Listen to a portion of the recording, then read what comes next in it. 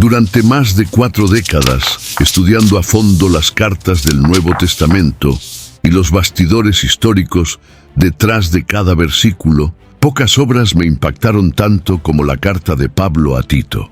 Corta, directa y profundamente estratégica, fue escrita en uno de los momentos más turbulentos de la iglesia primitiva y trae orientaciones preciosas para quien quiera mantener la fe firme cuando todo a su alrededor parece desmoronarse. El escenario era caótico, líderes despreparados, falsos maestros esparciendo mentiras, comunidades confusas y una cultura moralmente corrompida. Aún así, Pablo entrega a Tito una misión audaz, y en él confía como un constructor de estabilidad espiritual en tiempos de incertidumbre. Esta carta, muchas veces ignorada, es un verdadero manual de resistencia para tiempos de crisis, y lo que revela sobre cómo vivir con propósito, fe y valor sigue siendo tan necesario hoy como lo era en aquel tiempo.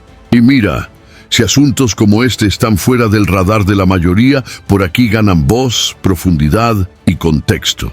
Entonces ya aprovecha y suscríbete al canal, porque hay muchas cosas valiosas en las Escrituras que el mundo olvidó, pero que aquí traemos a la luz con el respeto y la seriedad que merecen.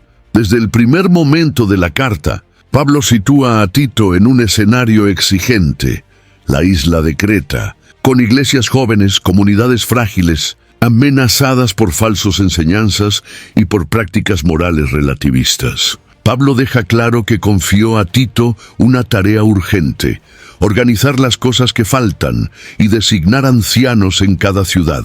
Tito capítulo 1, versículos 5 a 9. Esto muestra que la fe en medio de la crisis no era solo para sobrevivir, sino para restaurar. En tiempos de colapso institucional o espiritual, reconocer el escenario es el primer paso. No se trata de negar el problema, sino de saber dónde pisas. En ese ambiente inestable, la gente venía mezclando tradiciones humanas con doctrinas divinas, combinando mito con verdad. Pablo advierte sobre maestros que hablan palabras vacías o siguen mandamientos de hombres. Tito capítulo 1. Verso 10 a 16. El resultado era confusión, desorientación, división. Hoy, en crisis personales o colectivas, hay un paralelo. Cuando la cultura relativiza todo, cuando información y desinformación caminan juntas, cuando líderes abusan de la autoridad, la fe puede parecer débil, casi irrelevante. Pero el texto inspira. La crisis obliga a la fe a elegir ser firme, no cómplice. Tito recibe de Pablo la llamada para ordenar, estructurar, capacitar. Él no llega solo para consolar sentimientos, sino para reorganizar realidades, formar ancianos que sean irreprensibles, alegres en hospitalidad, amadores del bien, autodisciplinados, íntegros. Tito capítulo 1, versos 7 y 8. Esto exige que la crisis provoque un cambio de carácter. En un mundo que se adapta a lo peor, la fe verdadera se revela en aquellos que resisten la desilusión, que rechazan la mediocridad espiritual. La crisis, cuando se enfrenta, puede convertirse en terreno fértil para la fidelidad. También aparece en el contexto el contraste entre lo que se espera del creyente o del líder y lo que se ve en el ambiente pagano de Creta. Pablo cita un proverbio cretense: los cretenses siempre son mentirosos, animales devoradores, vientres perezosos. Tito capítulo 1, en verso 12. Él no está estigmatizando por maldad, sino reconociendo una tradición cultural de desorden ética y espiritual que necesitaba sanación. En tiempos de crisis moral, conviene mirar dónde estamos siendo conformados a la cultura, dónde permitimos que la tradición humana ocupe el lugar de la verdad. La fe se mantiene si nos confrontamos con estas costumbres culturales y exposamos lo que choca con el Evangelio. Este contexto de crisis revela una certeza de Pablo, que hay una fe suya, elegida antes de la fundación del mundo, esperanza de vida eterna, que no falla incluso cuando todo se desmorona social o espiritualmente. Tito capítulo 1, versículos 1 a 2. Esta esperanza da sostén a Tito y a todos los creyentes. Incluso si la tempestad lleva casas, reputaciones, redes de apoyo, permanece algo que nadie puede arrebatar. Saber esto, y no vivir en la fe de apariencia, sino en la fe de promesa, es una de las verdades poderosas que guía el resto de la carta y sirve de colchón en los momentos de caída. Pablo llama a Tito hijo en la fe común. Tito capítulo 1, verso 4, mostrando que la relación entre ellos no era solo institucional, sino profunda, espiritual, compartida. En un mundo de crisis, esto importa. No hay fe sostenible sin mentores, amigos, personas que caminen contigo antes que cargos o funciones. Pablo confía a Tito una obra de reconstrucción, plantío de líderes, de doctrina, de carácter, porque Tito ya había demostrado fidelidad anterior, compromiso con la misión y sensibilidad espiritual. La crisis exige gente no solo con ideas, sino con integridad. La elección de Tito para quedarse en Creta no fue aleatoria. Era misión espinosa, ciudad marcada por el desorden ético y espiritual, por la facilidad de seguir modas religiosas vacías. Tito capítulo 1, verso 15, donde Pablo dice que todos los cretenses tienen reputación de mentirosos. Pablo lo deja allí para poner en orden las cosas que aún faltan, para organizar ancianos en cada ciudad. Esta imposición trae implicaciones. La crisis exige liderazgo valiente, personas dispuestas a entrar en el caos, no a huir de él. Hay muchos que esperan por condiciones ideales. La fe que permanece es aquella que funciona en terreno incierto. Pablo sabía que una comunidad herida, con liderazgos fallidos o ausentes, se entrega a la confusión. Falsos maestros ganan terreno cuando no hay estructura legítima de enseñanza, cuando nadie se preocupa por responsabilizar cuerpo y alma. Tito recibe instrucciones precisas, no genéricas, criterios de carácter, de enseñanza, de estilo de vida. Liderazgo para Pablo es multidimensional. En un tiempo de crisis no basta con inspiración o carisma. Se necesita coherencia entre palabra y vida, entre doctrina y acción. Tito es convocado a esto para que la fe del pueblo no se pierda en la deriva. Además, Pablo establece prioridades, antes que nada, verdad, luego vida. La llamada de Tito implica proteger la sana doctrina, reprender el error, enseñar con claridad. Tito capítulo 1, verso 9. No se trata de imponer rigidez sin compasión, sino de discernir lo que corroe. No se trata de confrontar para humillar, sino para restaurar. La fe se mantiene cuando hay líderes que no titubean en la verdad, que no venden facilidades, que no permiten que el sinónimo de esperanza sea sustituido por conformismo. La gran misión que Pablo confía a Tito refleja una convicción teológica. Dios elige antes de los siglos a su pueblo, prometió vida eterna, manifestó su palabra. Tito capítulo 1, versos 1 a 3. Y aun cuando líderes o comunidades fallan, la fidelidad de Dios permanece. Esta llamada urgente para Tito es también para nosotros. Cuando la crisis se instala, Dios necesita gente que acepte responsabilidades, que se quede, que luche y no ceda al miedo o al radicalismo fácil. Pablo define para Tito los requisitos de quien debe liderar en las iglesias de Creta. Presbíteros que sean irreprochables, marido de una sola mujer con hijos fieles, no acusados de disolución o rebeldía, no arrogantes, ni iracundos, ni bebedores, ni violentos, ni avariciosos, sino hospitalarios, amantes del bien, sensatos, justos, piadosos, autocontrolados. Tito capítulo 1, versos 5 a 9. Estas exigencias no son idealizaciones distantes, sino cimientos prácticos para resistencia espiritual en tiempos de crisis. Líderes sin carácter en crisis hunden. Con carácter levantan vidas y comunidades. Carácter es sistema de valores cotidiano. Cuando Pablo exige que el líder sea hospitalario o amante del bien, está diciendo mucho más que ser simpático. Es vivir una ética activa. En crisis hay tentación de aislar, de cerrar puertas, de priorizar intereses personales. Pero líder con carácter abre casa, cuida de los marginados, comparte alimento, tiempo, afecto. Estas acciones concretas hacen que la Iglesia sea visible, no como institución fallida, sino como reflejo del reino que brilla en la oscuridad. Otra característica esencial es el dominio sobre sí mismo. Ser sensato, justo, piadoso, autocontrolado. En Creta, la reputación sugiere impulsividad, pereza, superficialidad. Tito capítulo 1, verso 12 a 15. Líderes sensatos son el antídoto. Crisis presiona, miedo, ira, inseguridad, incertidumbre. Dominar emociones, elegir actitudes, mantener integridad ante la tentación.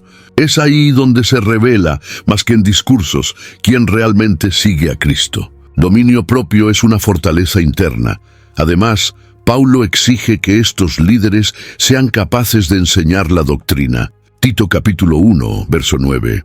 Un hombre o mujeres pueden tener carácter admirable, pero sin habilidad de discernir y transmitir la verdad, la fe de la comunidad se diluye. En crisis, falsas doctrinas proliferan justamente porque hay escasez de enseñanza sólida. El líder que vive y habla la verdad, que enseña lo que es saludable, entrega la vida, corrige con amor, ese constriñe puentes de esperanza. Carácter y doctrina se unen. Fe firme exige ambas. El perfil de líder transformador también es el perfil de humildad y servicio. Paulo no define presbítero como jefe dominante, sino como ejemplo que edifica. Hospitalario, amante del bien, disciplinado, todo esto apunta a alguien que sirve. Crisis revela liderazgos autoritarios, pero el patrón bíblico es otro. Liderazgo que sirve, que protege, que no busca gloria personal, que asume costos. Cuando miras a Tito siendo dejado en Creta, comprende, va no para ser exaltado, sino para edificar, para restaurar, para sostener la fe ajena. Por cierto, antes de continuar, quiero preguntarte una cosa. ¿Cuál característica crees que falta más en los líderes espirituales de nuestro tiempo? ¿Valor para confrontar? ¿Coherencia entre la palabra y la práctica o dominio propio ante las crisis? Escribe aquí en los comentarios, porque este tipo de reflexión enriquece aún más nuestro diálogo y nos ayuda a darnos cuenta de cómo la carta a Tito sigue siendo actual. La isla de Creta, conocida desde tiempos antiguos por su cultura mercantil e influencias helenísticas, también era un centro espiritual caótico. Allí, una mezcla de filosofías, tradiciones religiosas y prácticas paganas coexistía con los primeros signos del cristianismo, creando un escenario de intensa contaminación teológica. La carta de Paulo revela que, en esa realidad, surgían hombres insubordinados, habladores vanos y engañadores. Tito capítulo 1, versículo 10, especialmente entre los de la circuncisión, indicando que incluso dentro de la comunidad de fe, la crisis espiritual se fermentaba. Este tipo de ambiente impone un riesgo constante a la integridad doctrinal y a la madurez de los creyentes. La herejía en Creta no se presentaba con rostro grotesco, sino disfrazada de piedad. Falsos maestros enseñaban lo que no convenía por intereses financieros, manipulando lo sagrado para beneficio personal. Paulo es directo al afirmar que hay que hacerlos callar, pues trastornan casas enteras. Tito capítulo 1, versículo 11. Esto demuestra cómo, en tiempos de crisis, el mayor peligro no es el enemigo externo, sino la corrupción interna. El evangelio se desfigura cuando es enseñado por quienes aman más el poder o el dinero que la verdad. Y esta distorsión comienza muchas veces con pequeñas concesiones doctrinales que parecen inofensivas, pero terminan debilitando la fe colectiva. Creta se había convertido en un espejo de la condición humana lejos de Dios. Pueblo sin freno, guiados por sus propios apetitos, desconectados de la verdad. Paulo cita a uno de sus propios poetas afirmando: Los cretenses son siempre mentirosos, bestias terribles, vientres perezosos. Tito capítulo 1, versículo 12. Es curioso notar que el apóstol, en lugar de suavizar esta acusación, confirma que este testimonio es verdadero. Esto nos obliga a una reflexión. Existen culturas y ambientes sociales donde la mentira, la avaricia y el egoísmo se convierten en normas. Y la fe, si no está bien arraigada, será fácilmente sofocada por este ambiente. En esos contextos, el Evangelio debe ser contracultura, no adaptación. La respuesta que Pablo propone a Tito es clara: reprensión severa para que sean sanos en la fe. Tito capítulo 1, versículo 13. No recomienda diplomacia con el error, ni acuerdos con la mentira, sino confrontación amorosa y firme. La palabra severa aquí no remite a la dureza sin misericordia, sino a la exactitud de quien poda ramas enfermas para salvar al árbol. La fe es un organismo vivo que necesita ser protegido. En tiempos de crisis, la firmeza en la corrección se convierte en un acto de cuidado, una forma de evitar que las herejías se conviertan en raíces profundas en el corazón de los fieles. El escenario de Creta nos enseña que una comunidad espiritual solo sobrevive a la crisis cuando está dispuesta a enfrentar la verdad, discernir el error y restaurar la pureza del Evangelio. La convivencia con el engaño espiritual, si se tolera, se transforma en destrucción silenciosa. La crisis puede ser enfrentada, pero no se vence si la iglesia se mantiene pasiva ante la mentira. El llamado a Tito, por tanto, es una alerta para todos los tiempos. No hay neutralidad cuando la verdad está en juego. En la carta a Tito, Pablo demuestra con claridad que la sana doctrina no es un adorno teológico, sino un ancla para tiempos tempestuosos. Él instruye a Tito a enseñar lo que conviene a la sana doctrina. Tito capítulo 2, versículo 1, destacando que es esa enseñanza saludable la que forma carácter, corrige rumbos y fortalece la fe ante las adversidades. En un contexto como el de Creta, marcado por inestabilidad moral y espiritual, la doctrina no sirve solo para debates académicos, sino como el fundamento de la vida práctica. Es a partir de ella que la comunidad cristiana aprende lo que es correcto, lo que es santo y lo que es agradable a Dios. Muchos ven la doctrina como algo frío, desconectado de la realidad, pero la visión bíblica es exactamente lo opuesto. Pablo conecta la sana doctrina con las actitudes cotidianas.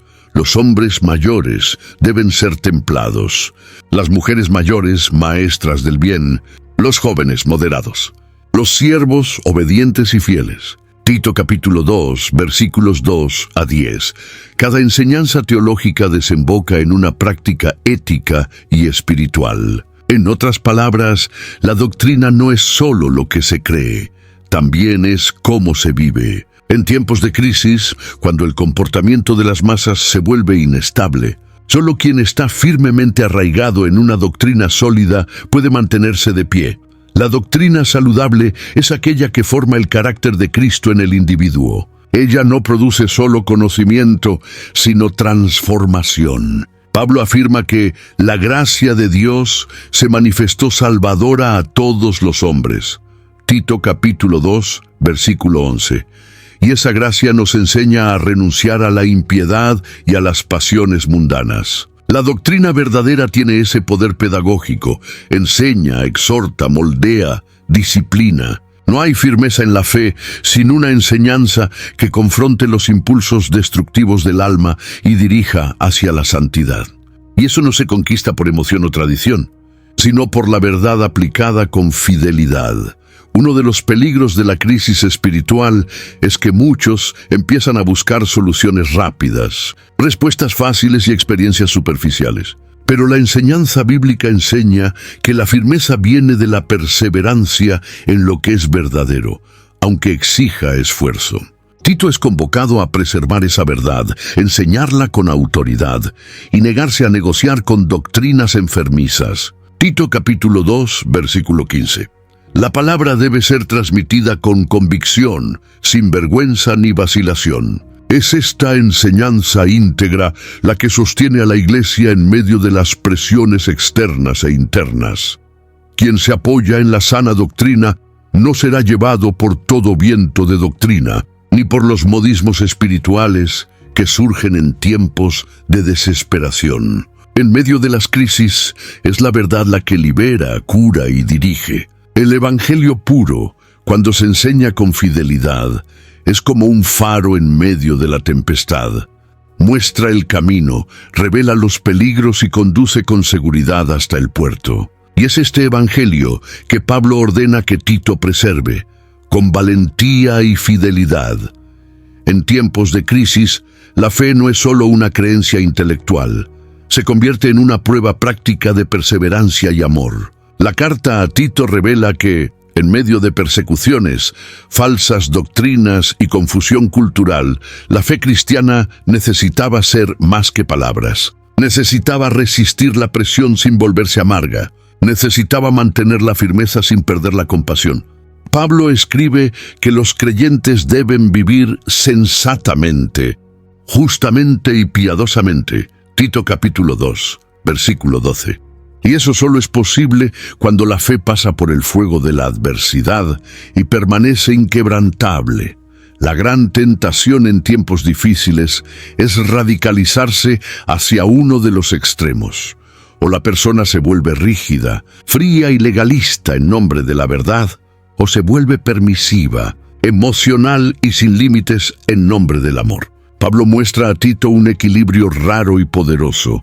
Mantener la firmeza en la verdad, pero sin apagar la ternura del Evangelio. Él orienta que los siervos deben agradar en todo, no contradecir, mostrar fidelidad total. Tito capítulo 2, versículos 9 y 10. Estos consejos prácticos revelan que la fe no se mide solo en la oración o en el culto, sino en la manera en que tratamos a los demás, incluso en ambientes hostiles.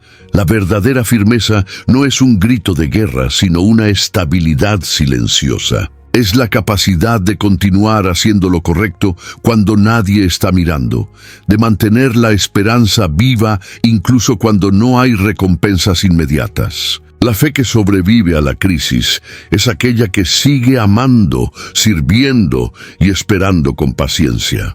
Pablo no pide que Tito forme un ejército de creyentes armados con argumentos. Él pide que enseñe al pueblo a vivir de manera digna, adornando la doctrina de Dios con su conducta. Tito capítulo 2, versículo 10. Esta es la fe que toca el mundo. También hay el elemento de la esperanza que sostiene esta fe. Pablo habla de la bienaventurada esperanza y de la manifestación de la gloria de nuestro gran Dios y Salvador Jesucristo. Tito, capítulo 2, versículo 13. Esta expectativa del retorno de Cristo es lo que sostiene el alma en los días oscuros. Cuando todo parece fallar, cuando los líderes caen, cuando la cultura se vuelve loca, quien tiene los ojos fijos en la eternidad no se deja dominar por el caos. Esta esperanza mantiene el amor encendido y la firmeza inquebrantable. Mantenerse firme sin perder el amor es uno de los mayores desafíos de la fe en tiempos de crisis. Exige madurez espiritual, conciencia del Evangelio y profunda intimidad con Dios. El equilibrio entre verdad y gracia, entre firmeza y ternura, entre justicia y misericordia. Esto es lo que distingue al creyente que resiste de la religión que se derrumba. Y esta lección, enseñada a Tito, sigue siendo urgente para todos los que desean mantener la fe viva en un mundo en crisis. En un ambiente contaminado por la mentira y la corrupción espiritual, el testimonio personal se convierte en una de las herramientas más poderosas del Evangelio. Pablo orienta a Tito a exhortar a los jóvenes a ser moderados y dice que él mismo debe ser en todo ejemplo de buenas obras, en la doctrina, integridad, reverencia. Tito, capítulo 2, versículo 7. Este patrón exige más que discurso, exige coherencia. La fe verdadera no se limita a lo que se profesa, sino que se manifiesta en la manera en que se vive.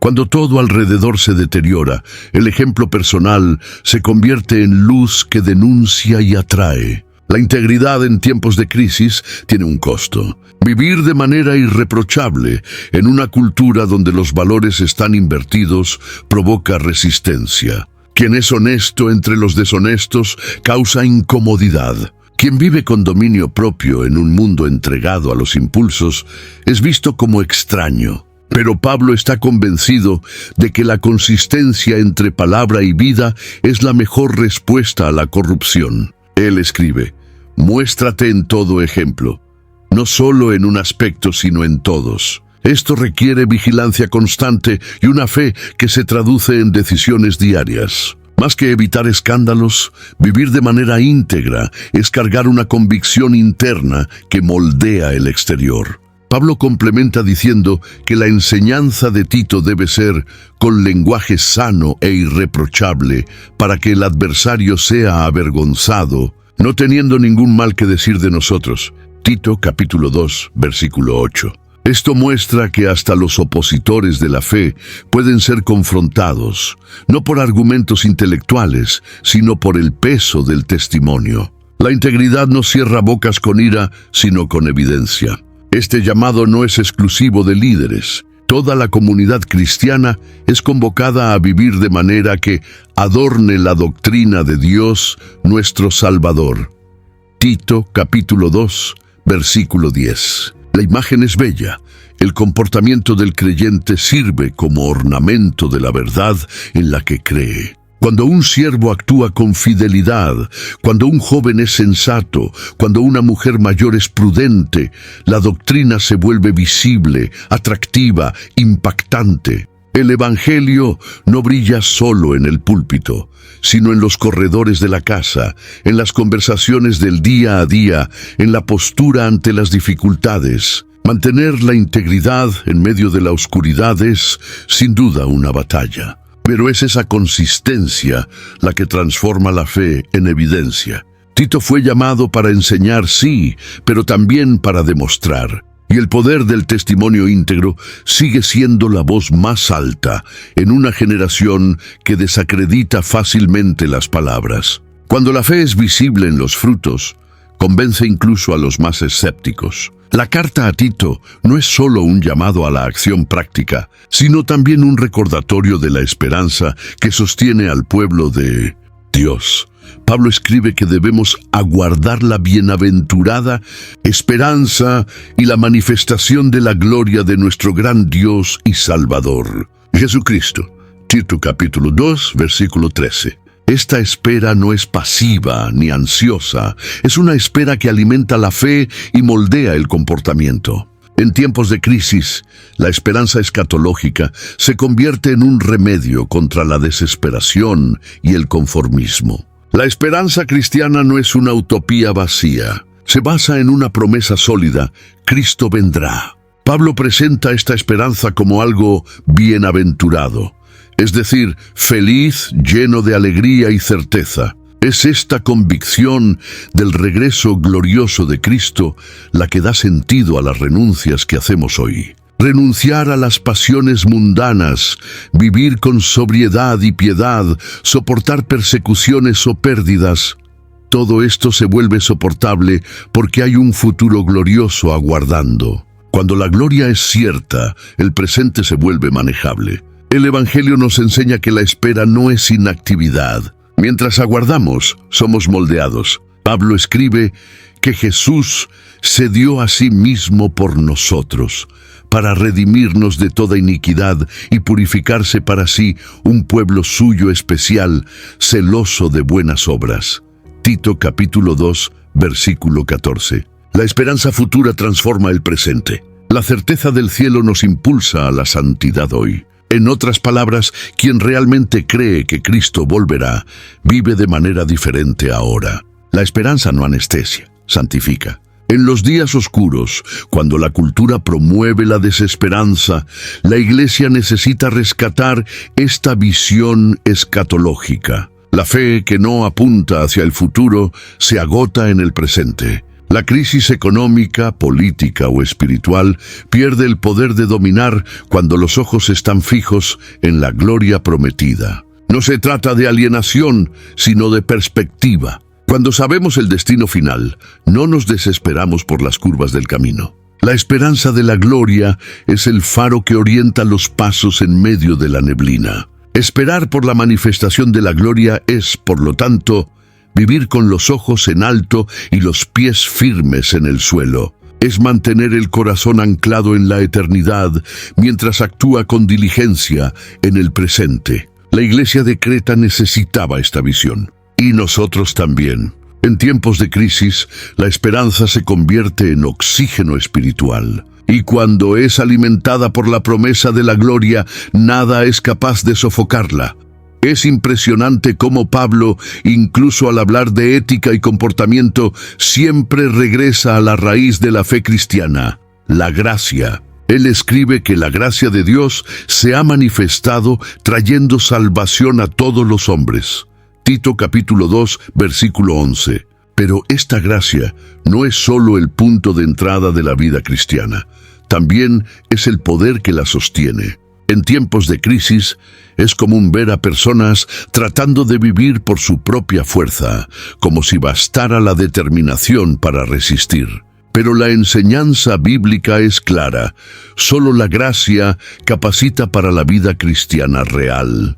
La gracia de Dios es una fuerza educadora. Pablo afirma que ella nos enseña a renunciar a la impiedad y a los deseos mundanos.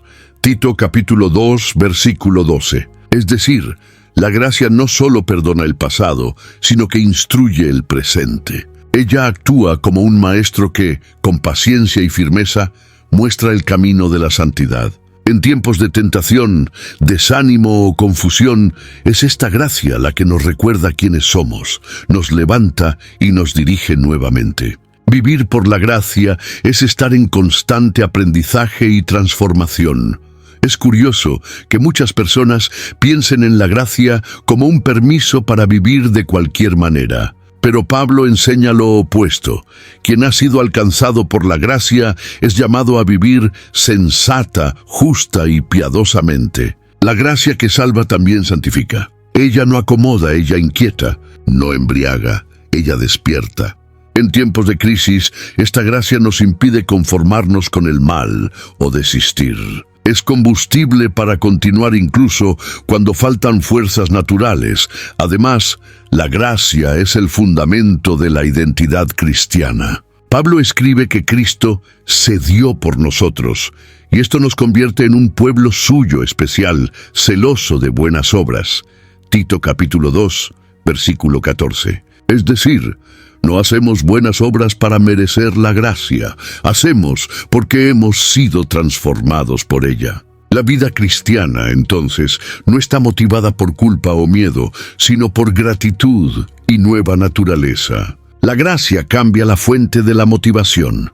Ninguna crisis puede anular el poder de la gracia. Al contrario, es en el caos donde más se revela. Cuando no tenemos más control, más fuerza, más dirección, la gracia nos sostiene. Ella es el favor inmerecido que nos forma, nos guía y nos fortalece. Y es esta gracia la que Tito debería enseñar, vivir y demostrar para que una generación cansada de pesos religiosos y vacía de esperanza encontrara, finalmente, libertad real.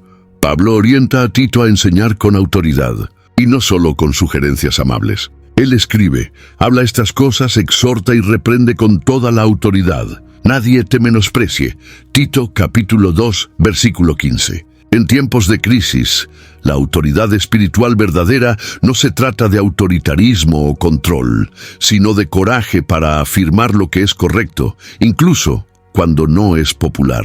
Muchos corazones afligidos se pierden porque no encuentran voces firmes lo suficiente para guiarlos. La enseñanza firme es el escudo que protege contra la confusión, la duda y el engaño.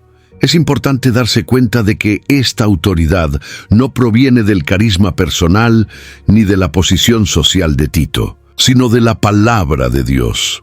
Lo que Pablo está exigiendo es que Tito se convierta en un canal fiel de la verdad, no en un opinador religioso. Cuando una comunidad atraviesa momentos difíciles, la fragilidad emocional de los fieles exige un pastor que sepa exactamente dónde está la roca firme. La enseñanza que proviene de la Escritura, cuando se transmite con fidelidad y compasión, se convierte en un bálsamo para el alma herida. La autoridad espiritual también se revela en el coraje de confrontar. Pablo no le da a Tito la opción de evitar el conflicto. Le ordena que exhorte y reproche. Esta reprensión, sin embargo, no está motivada por ira o orgullo, sino por el celo de mantener el rebaño a salvo. Muchos líderes, al intentar agradar a todos, sacrifican la claridad de la verdad. Pero en tiempos de crisis, donde el error se propaga rápidamente, el silencio cómplice es una forma de traición. La enseñanza firme, cuando está motivada por el amor, es un acto de cuidado profundo. Esta autoridad también debe vivirse con humildad. Pablo alerta a Tito para que no permita que nadie lo menosprecie, pero esta instrucción lleva la expectativa de que su vida sea coherente con su mensaje. La autoridad espiritual que transforma es aquella que nace de la integridad, no de la imposición. Cuando el mensajero vive lo que predica, su palabra tiene peso. Cuando hay disonancia entre la enseñanza y la conducta, incluso la verdad pierde fuerza ante los ojos de quienes sufren. La enseñanza firme que Pablo exige de Tito es una respuesta directa al caos doctrinal y emocional de Creta. Es un llamado urgente para que la verdad vuelva al centro de la vida de la iglesia. Y esta verdad necesita ser proclamada con valentía, protegida con celo y vivida con integridad. En tiempos donde tantos corazones están afligidos, una enseñanza firme no solo instruye, sostiene, calma y salva.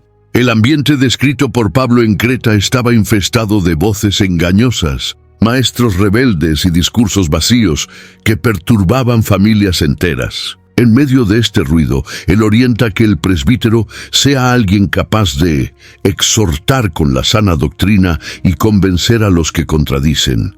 Tito capítulo 1, versículo 9. La idea aquí no es solo argumentar bien, sino silenciar el error con la fuerza de la verdad vivida. Hay situaciones en que el simple testimonio de una vida coherente es suficiente para callar la boca de los insensatos.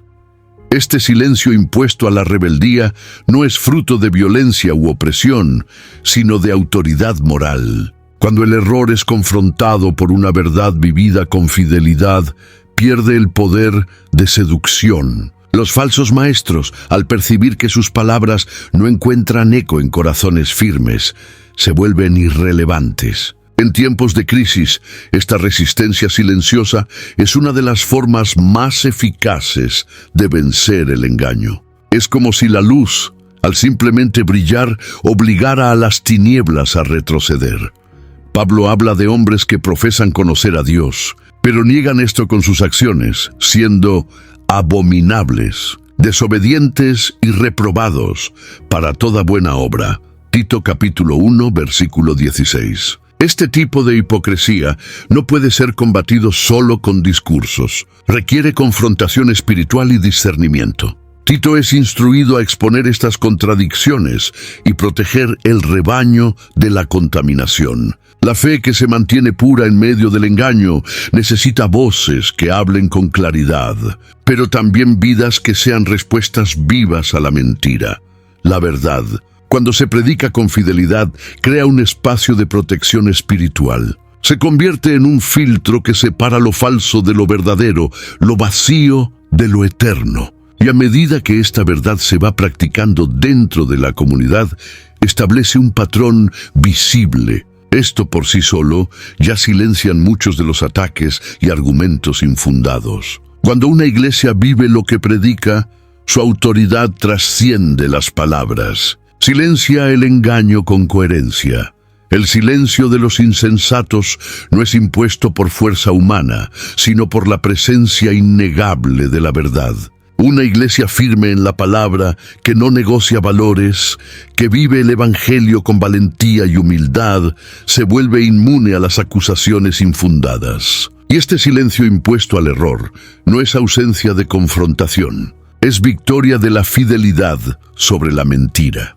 La carta a Tito es, en gran parte, un manual para discernir lo que es verdadero en medio de una avalancha de falsificaciones. Pablo instruye que el obispo debe ser retentor de la fiel palabra, que es conforme a la doctrina, Tito capítulo 1, versículo 9, indicando que el antídoto contra el engaño está en la fidelidad al Evangelio. En tiempos donde tantas voces compiten por atención, la única forma de no perderse es estar profundamente enraizado en la verdad revelada. El engaño no se combate solo con negación, sino con discernimiento y claridad. La confusión espiritual de nuestros días, así como en Creta, muchas veces viene camuflada con lenguaje piadoso, apariencia de celo y carisma. Pero Pablo apunta que es necesario mirar hacia los frutos. Aquellos que promueven divisiones, enseñan lo que no conviene y tienen motivaciones torpes, necesitan ser desenmascarados. Tito capítulo 1, versículo 11. El discernimiento comienza cuando dejamos de evaluar por las apariencias y comenzamos a examinar por la verdad bíblica. No toda espiritualidad es santa. No todo discurso bonito edifica. Para discernir bien, es necesario conocer profundamente el Evangelio. Quien no se alimenta de la verdad diariamente acaba vulnerable al error. Pablo sabía que un pueblo doctrinalmente débil sería presa fácil para maestros engañadores. Por eso, insiste en que Tito establezca líderes capaces de enseñar y refutar. El discernimiento no nace de la duda constante, sino de la convicción segura. En tiempos de crisis, donde hay un exceso de información y escasez de sabiduría, el conocimiento profundo de la Escritura es más necesario que nunca. Además, el discernimiento espiritual es un don que se desarrolla con el tiempo y con práctica. Implica sensibilidad al espíritu, atención a los frutos, conocimiento bíblico y valentía para tomar posición. Tito fue llamado a ejercer esta función con firmeza. En medio de la confusión, necesitaba señalar caminos con claridad. Esta función hoy sigue siendo esencial. El pueblo de Dios necesita líderes y también miembros que no se dejen llevar por cada novedad, sino que estén anclados en la palabra. Vencer el engaño no es tarea fácil, pero es una misión inaplazable. No hay neutralidad cuando la verdad está siendo atacada. En tiempos de confusión, cada decisión, cada enseñanza, cada liderazgo necesita ser probado por la palabra. Y quien vive de forma fiel a este estándar se convierte en un faro en un mar agitado, ayudando a otros a encontrar el camino seguro en medio de las tinieblas del engaño. Pablo orienta a Tito a prestar especial atención a los miembros más experimentados de la iglesia, demostrando que en tiempos de crisis, la madurez espiritual de los mayores no es solo útil, sino esencial. Él escribe que los hombres ancianos sean sobrios, respetables, sensatos, sanos en la fe, en el amor y en la constancia. Tito, capítulo 2, versículo 2. Esto revela que la edad avanzada, desde la perspectiva bíblica, no es solo una acumulación de años, sino una oportunidad divina de convertirse en un pilar de sabiduría. En días de inestabilidad, es la experiencia unida a la fe la que ayuda a sostener el cuerpo de Cristo. Para las mujeres mayores, Pablo también traza orientaciones claras. Deben ser reverentes en su conducta, no calumniadoras, no esclavizadas a mucho vino, maestras del bien. Tito capítulo 2, versículo 3. Aquí vemos que el papel de las mujeres maduras va mucho más allá de la contemplación pasiva. Son llamadas a enseñar, a inspirar a las más jóvenes con su conducta y palabras. En una generación marcada por voces confusas y ausencia de buenos ejemplos, las mujeres sabias se convierten en fuentes de consuelo, dirección y equilibrio. La importancia de los mayores en la Iglesia no es solo preservar la tradición, sino transmitir valores con vida. Cuando hombres y mujeres de fe, con años de camino, comparten sus dolores, victorias y aprendizajes, ofrecen a los más jóvenes no solo teoría, sino testimonios vivos. En tiempos de crisis, los más jóvenes frecuentemente se desesperan o se apresuran. En cambio, los ancianos, si están enraizados en la palabra, tienden a actuar con más prudencia, menos emoción y más fe. Esa estabilidad es un ancla que protege a la Iglesia del colapso emocional y espiritual. Sin embargo, Pablo también es exigente en cuanto al comportamiento de esos ancianos. No basta con envejecer, es necesario madurar. Ser anciano no significa automáticamente ser sabio. La fe debe continuar activa, la mente debe permanecer sana y el corazón dispuesto a servir. En tiempos difíciles, donde incluso los mayores pueden ser tentados a aislarse o a ceder a la amargura, la carta a Tito los llama de vuelta a la relevancia espiritual. No están al final de la carrera, están en el auge de su influencia.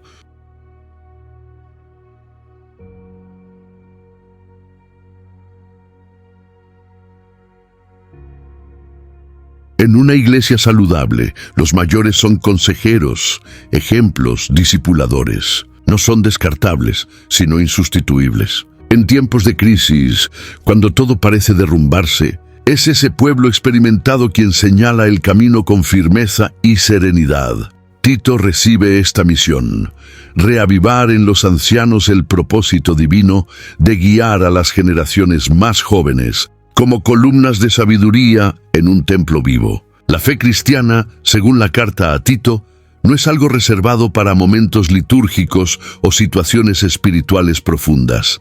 Debe invadir lo cotidiano. Pablo orienta que las mujeres más jóvenes sean sensatas, puras, buenas amas de casa, bondadosas, sujetas a sus maridos.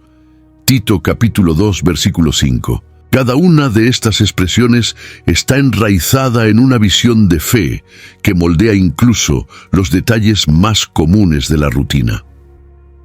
En tiempos de crisis, es fácil descuidar lo cotidiano, pensar que la fe solo se manifiesta en grandes eventos. Pero Pablo nos recuerda que lo ordinario también es sagrado. La pureza en este contexto no es solo sexual, sino también de intenciones, palabras y actitudes. Se revela en la manera de cocinar, de organizar la casa, de tratar al cónyuge, de cuidar a los hijos. La fe cristiana no crea una separación entre vida espiritual y vida práctica.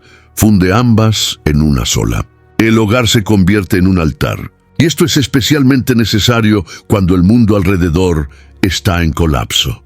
Mientras todo se desmorona, la casa cristiana puede convertirse en un refugio de paz, un oasis de orden, un testimonio silencioso de que Dios aún reina. Ser buena ama de casa, como escribe Pablo, no es sinónimo de prisión o inferioridad, sino de influencia. La mujer que gobierna bien su hogar, con sabiduría y gracia, ejerce un ministerio silencioso y poderoso. Lo mismo se aplica al hombre que lidera a su familia con firmeza y amor. La fe vivida en lo cotidiano forma hijos, inspira vecinos y fortalece comunidades. La crisis social puede ser minimizada cuando familias firmes viven con propósito. Incluso en las tareas simples, este enfoque de lo cotidiano, como campo de la fe, también confronta la espiritualidad vacía y performática. Hay quienes buscan visiones, revelaciones, experiencias místicas, pero descuidan el cuidado del hogar, el respeto al cónyuge, la gentileza con los hijos. Pablo nos muestra que no hay verdadera fe sin transformación diaria. Y esa transformación no ocurre solo en el monte, sino también en el fregadero, en el cuarto, en el comedor. Dios se revela en los detalles. Por eso, Tito es llamado a enseñar estas verdades. En tiempos en los que la fe es caricaturizada como espectáculo o ideología, La pureza en lo cotidiano vuelve a ser una de las armas más eficaces contra el caos. La mujer y el hombre que viven con santidad en las pequeñas cosas expresan la grandeza de un Dios que habita en los detalles. Y esa es una forma poderosa de mantener la fe viva cuando todo alrededor parece oscuro. Pablo insiste en un punto crucial en la carta a Tito. La fe genuina debe ser visible, y sus evidencias no están en las palabras, sino en las acciones. Él escribe que Cristo nos salvó para que seamos celosos de buenas obras. Tito capítulo 2, versículo 14. En tiempos de crisis, cuando la religiosidad se muestra cada vez más ruidosa y menos eficaz, el comportamiento se convierte en el verdadero portavoz del Evangelio. El mundo no necesita más discursos vacíos, necesita vidas que hablen a través de la práctica del bien. Las buenas obras, en el entendimiento de Pablo, no son intentos de merecer salvación, sino frutos naturales de quien ha sido transformado por la gracia. Son acciones que fluyen del corazón regenerado. Y es exactamente por eso que, cuando se realizan con sinceridad, tienen un impacto arrollador. Una actitud de misericordia, una palabra de ánimo, un gesto de servicio silencioso. Todo eso resuena con mucha más fuerza que 1000 sermones. Es cuando la fe sale de la teoría y se convierte en visible. Pablo exhorta a Tito a ser modelo de buenas obras. Tito capítulo 2, versículo 7. Esto muestra que las buenas obras no son delegables. El líder, el discípulo, el creyente común, todos deben vivir de tal manera que su conducta confirme lo que creen. En tiempos de descrédito generalizado, cuando líderes religiosos caen, surgen escándalos y la hipocresía es evidenciada, un comportamiento íntegro vale más que cualquier argumento. Las buenas obras gritan la verdad cuando la voz de la religión está ronca. Es importante darse cuenta también que las buenas obras no se limitan a lo espectacular. Se manifiestan en la constancia. Amar a la familia, servir a los hermanos, ayudar a los necesitados, tratar a los demás con respeto, pagar las deudas, ser honesto en los negocios, todo eso es expresión de la fe. En un mundo donde el caos moral se normaliza, vivir de manera justa se convierte en un protesto espiritual. Y esto no pasa desapercibido. Quien vive así se convierte en sal y luz, visible, relevante y transformador. Por lo tanto, mantener la fe en tiempos de crisis no exige solo que creamos correctamente, exige que vivamos correctamente. Las buenas obras no son adornos, son evidencia. Cuando la fe es genuina, se convierte en práctica. Y cuando se convierte en práctica, toca vidas, transforma ambientes y glorifica a Dios. Tito fue llamado a ser ejemplo de esto. Y el llamado sigue siendo el mismo para nosotros. Que nuestras obras hablen cuando nuestras palabras sean insuficientes. Uno de los consejos más desconcertantes de Pablo a Tito se encuentra cuando instruye a los creyentes a someterse a los gobernantes y autoridades, siendo obedientes y listos para toda buena obra. Tito capítulo 3, versículo 1. A primera vista, puede parecer una rendición a la opresión o una aceptación pasiva del mal, pero hay algo más profundo aquí. Sumisión, en el contexto bíblico, no es señal de debilidad, es demostración de madurez espiritual. Es el reconocimiento de que el reino de Dios opera por encima de las estructuras humanas, sin necesidad de confrontar cada injusticia con violencia o rebeldía. Vivir con sabiduría bajo gobiernos injustos exige discernimiento. En tiempos de crisis política y moral, la tendencia humana es polarizar, o se somete ciegamente o se rebela ferozmente. Pero Pablo presenta una tercera vía, la de la sabiduría silenciosa, de la resistencia activa a través del bien. No propone alienación, sino postura estratégica. Obedecer a las autoridades, cuando no contradicen la fe, es mantener el testimonio íntegro. Desobedecer, cuando es necesario, debe hacerse con respeto y conciencia, no con odio o caos. La fe cristiana es más fuerte cuando no se deja moldear por la ansiedad del momento. Esta sumisión va acompañada de otro consejo: no hablar mal de nadie, ser pacífico y mostrar toda mansedumbre para con todos los hombres. Tito capítulo 3, versículo 2. Es un llamado a la moderación verbal y emocional. En tiempos donde la palabra es usada como arma y la ira se convierte en combustible social, la Iglesia es convocada a un camino diferente. Hablar con mansedumbre, incluso ante la injusticia, no es cobardía, es firmeza revestida de gracia. Es decir, la verdad sin reproducir el odio que el mundo cultiva. El mayor ejemplo de esto se encuentra en Cristo. Él, siendo el Rey de Reyes, no se insurgió contra César con armas, sino con una cruz. Se sometió a las autoridades, incluso injustas, no por debilidad, sino por misión. Y al hacer esto, reveló el poder del reino eterno sobre los imperios pasajeros. La sumisión cristiana, entonces, no es rendición al sistema, es fidelidad al Señor. Cuando Tito recibe esta enseñanza, entiende que la iglesia en Creta necesitaba posicionarse con sabiduría para mantener su testimonio.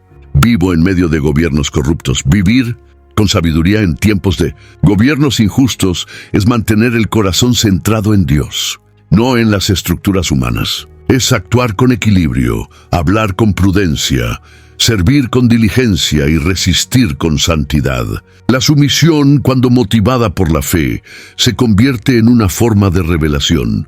Muestra que hay un reino mayor en operación, silencioso, firme y eterno, y que los creyentes pertenecen a Él, incluso mientras viven en este mundo.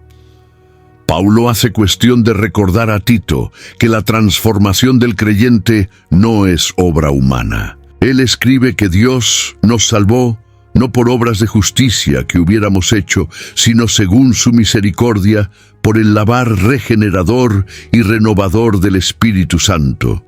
Tito capítulo 3, versículo 5. Este detalle cambia todo. La fe no se sostiene por la fuerza de voluntad, sino por la acción continua del Espíritu. En tiempos de crisis, cuando el cansancio espiritual intenta dominar, es esa renovación diaria la que impide que la fe se convierta en una rutina vacía. La renovación del Espíritu no es un evento único, sino un proceso continuo. Es como el pan diario que Jesús enseñó a pedir. En momentos de desánimo, duda o desgaste, la acción del Espíritu Santo reaviva la llama, limpia las impurezas, reenciende la esperanza. Tito necesitaba recordar a los creyentes de Creta que lo que los sustentaría no era la disciplina humana o la tradición religiosa, sino la presencia viva del Espíritu actuando internamente. Sin esa renovación, la fe se convierte en peso. Con ella, se convierte en combustible.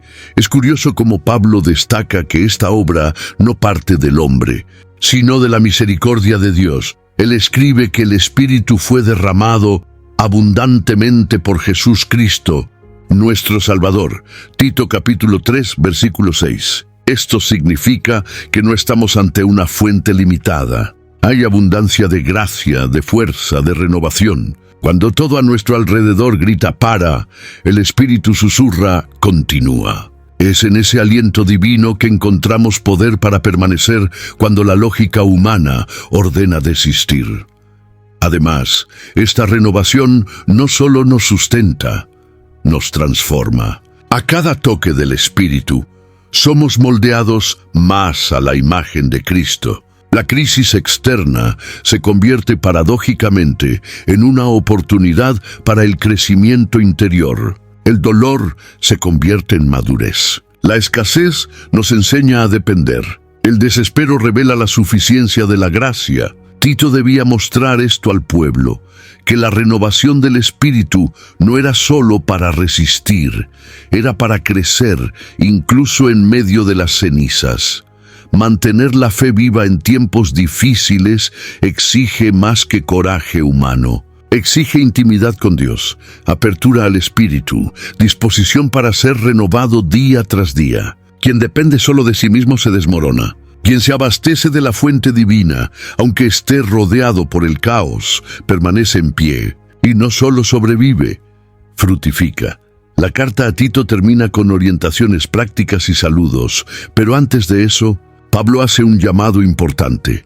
Quiero que los que creen en Dios busquen aplicarse a las buenas obras. Tito capítulo 3, versículo 8. Él repite con insistencia que la fe no puede ser estática. El tiempo de espera no es tiempo de pasividad, es tiempo de acción. Hay una urgencia en el ahora, un llamado a vivir con propósito, especialmente en tiempos de crisis. Cada minuto importa, cada elección comunica algo sobre la fe que profesamos.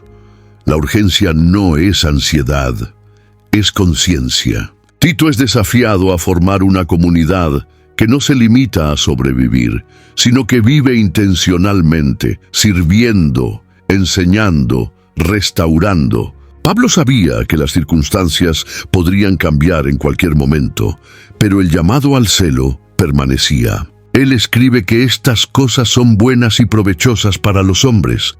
Tito capítulo 3, versículo 8, indicando que el impacto de la fe práctica va más allá de la iglesia.